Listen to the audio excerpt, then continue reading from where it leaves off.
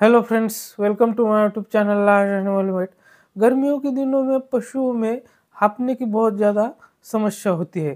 खास करके जो बफेलोज होती है, क्रॉस ब्रीड होते हैं, एग्जोटिक ब्रीड्स होते हैं, तो इनमें हीट टॉलरेंस जो होता है तो वो कम होता है। मतलब वो हीट के लिए ज़्यादा टॉलरेट नहीं कर पाते हैं हीट को।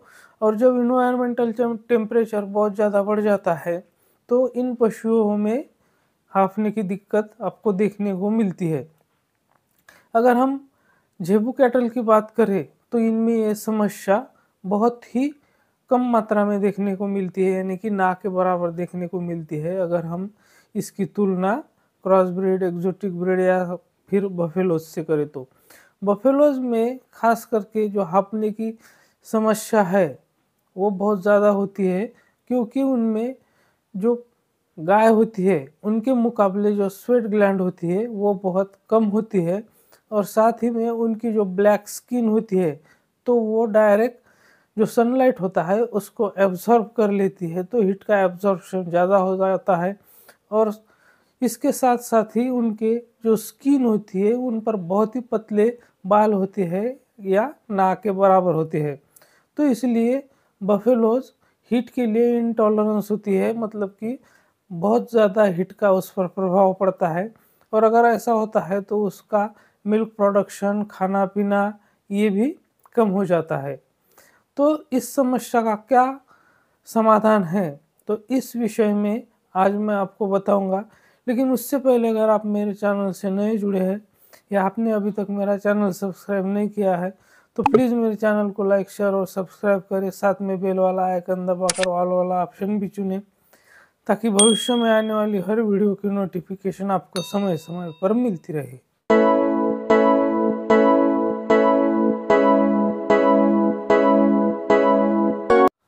तो गर्मियों के दिनों में खास करके पशुओं में जो हाँफने की समस्या होती है उसका कारण होता है गर्मी, यानी कि इन्वायरमेंटल टेम्परेचर बहुत ज़्यादा बढ़ जाता है।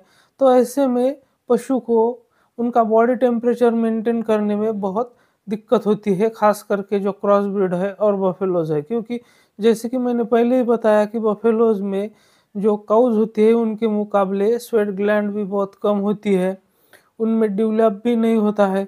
और उनका जो मेन हीट स्ट्रेस को कंट्रोल करने का जो तरीका होता है वो होता है वेलोविंग, यानी कि जब भैंस पानी में बैठ जाती है और उसी के द्वारा वो अपने बॉडी टेम्परेचर को मेंटेन करती है। तो कुछ बॉडी टेम्परेचर रेस्पिरेशन की वगैरह से भी उसको कंट्रोल होने में मदद होता है।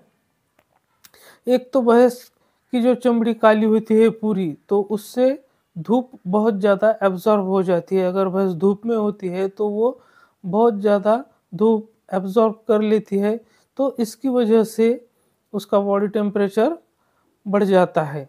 साथ ही में अगर हम उसको छाँव में भी रखेंगे लेकिन जो इन्वायरमेंटल टेम्परेचर पूरा बढ़ा हुआ है तो उसके कारण उसमें हीट स्ट्रेस आ ही जाता है। अब हीट स्ट्रेस और हीट स्ट्रोक ये दोनों भी अलग अलग कंडीशन है। तो हीट स्ट्रेस जो होता है मतलब सिर्फ गर्मी की वजह से पशु स्ट्रेस में आता है, तो और हीट स्ट्रोक जो हो तो उसको लू लग जाती है, तो उसको हम हीट स्ट्रेस बोलते हैं। तो ऐसे में आपको सिर्फ एक लिक्विड बताऊंगा मैं आपको, वो आपको 100 ml डेली उस पशु को पिलाना है, तो उसकी हाँफने की समस्या का समाधान बिल्कुल 100% हो जाएगा। तो चाहे वो क्रॉस ब्रीड कैटल हो या फिर बफेलोज हो, तो उनके लिए ये जो आप मेरे हाथ में देख रहे हैं यूनिकूल लिक्विड है। तो ये लिक्विड इम्यून बूस्टर भी है और साथ में एंटी स्ट्रेस भी है, और ये कॉन्सेंट्रेटेड है और ग्लाइसिन के साथ आता है। तो अब हम बात करते हैं कि इसके अंदर क्या है, इसका कंटेंट क्या है। तो इस यूनिकूल लिक्विड के अंदर कैल्शियम लैक्टेट है, डेक्सट्रोज मोनोहाइड्रेट है, ट्राइसोडियम साइट्रेट है, नियासिनामाइड है, ग्लाइसिन है, vitamin E, vitamin C, selenium, sodium chloride, potassium chloride, manganese chloride और अमीनो नाइट्रोजन है, ईस्ट कल्चर है और ईस्ट एक्सट्रैक्ट भी है, वो भी पॉलीसैकेराइड इन फोर्टिफाइड बेस है। तो आपका पशु हीट स्ट्रेस में है, ये आप कैसे पहचानेंगे? तो आपके पशु का अचानक से दूध कम हो जाएगा, खाना-पीना कम हो जाएगा, उसकी जो स्किन है वो ड्राई दिखने लगेगी, उसकी जो आँखें हैं थोड़ी अंदर चली जाएगी। तो जो यूरिनेशन है, यूरिन का कलर है, वो येलो कलर का आने लगेगा। तो ये इंडिकेट करेगा कि आपके पशु में डिहाइड्रेशन है वो, और हीट स्ट्रेस की वजह से है, ख़ास करके जब एनवायरमेंटल टेम्परेचर बहुत ज़्यादा होता है। तो उस वक़्त आपको इसका बहुत ही अच्छा रिज़ल्ट देखने को मिलेगा यूनिकूल का। अगर आप चाहते हैं तो इसकी जगह रिफिट का भी आता है, यूनिकूल स्ट्रॉन्ग नाम से। तो जैसा कि आप स्क्रीन पर देख रहे हैं ये रिपीट का, तो ये आरकूल स्ट्रॉन्ग नाम से जो है, तो इसका भी आप यूज़ कर सकते हैं, इसका भी बहुत अच्छा रिज़ल्ट है। तो ये सिर्फ़ आपके पशु को जो होने वाला डिहाइड्रेशन है उससे ही नहीं बचाता है, तो इसके और भी बहुत बहुत सारे फ़ायदे हैं। जैसे ट्रांसपोर्ट की वजह से आप धूप में कहीं से पशु को अपने ट्रांसपोर्ट करके लाए हैं, तो उस कंडीशन में आप दे सकते हैं।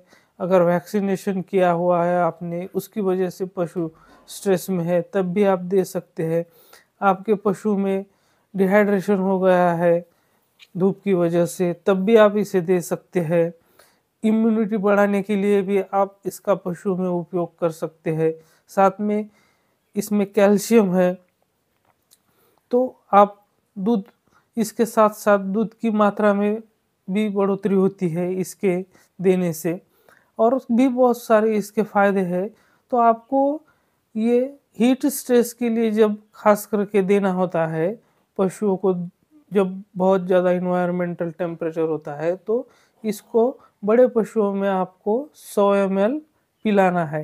एक तो आप इसको जो पशु के पीने का पानी होता है उसमें 100 ml मिलाकर पिला सकते हैं, या फिर डायरेक्टली 100 ml डायरेक्ट भी आप पिला सकते हैं। तो इसके पिलाने से आपके पशुओं में सिर्फ डिहाइड्रेशन का ही प्रॉब्लम दूर नहीं होगा। तो जैसे कि मैंने आपको बताया कि आपके पशु की वर्किंग कैपेसिटी है, अगर काम करने वाले पशु है तो उनमें वर्किंग कैपेसिटी भी बढ़ जाएगी। इसमें कैल्शियम है तो हाइपोकैल्शियमिया भी दूर होगा। तो आपके जो पशु में डिहाइड्रेशन हुआ है वो भी दूर होगा। साथ में किसी भी वजह से, वैक्सीनेशन की वजह से, ट्रांसपोर्टेशन की वजह से आपके पशु को स्ट्रेस है, आपका पशु स्ट्रेस में आ गया है, तो वो भी प्रॉब्लम दूर हो जाएगा। साथ में इसमें इम्यूनिटी बूस्टर भी है, जैसे कि इसके अंदर विटामिन ई, विटामिन सी है, तो ये आपके पशु को इम्यूनिटी भी बढ़ाता है आपके पशु की।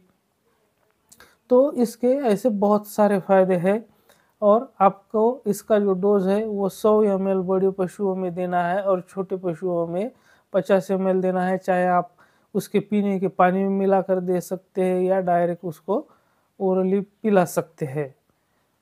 तो मेरे साथ बने रहने के लिए आपका बहुत-बहुत धन्यवाद।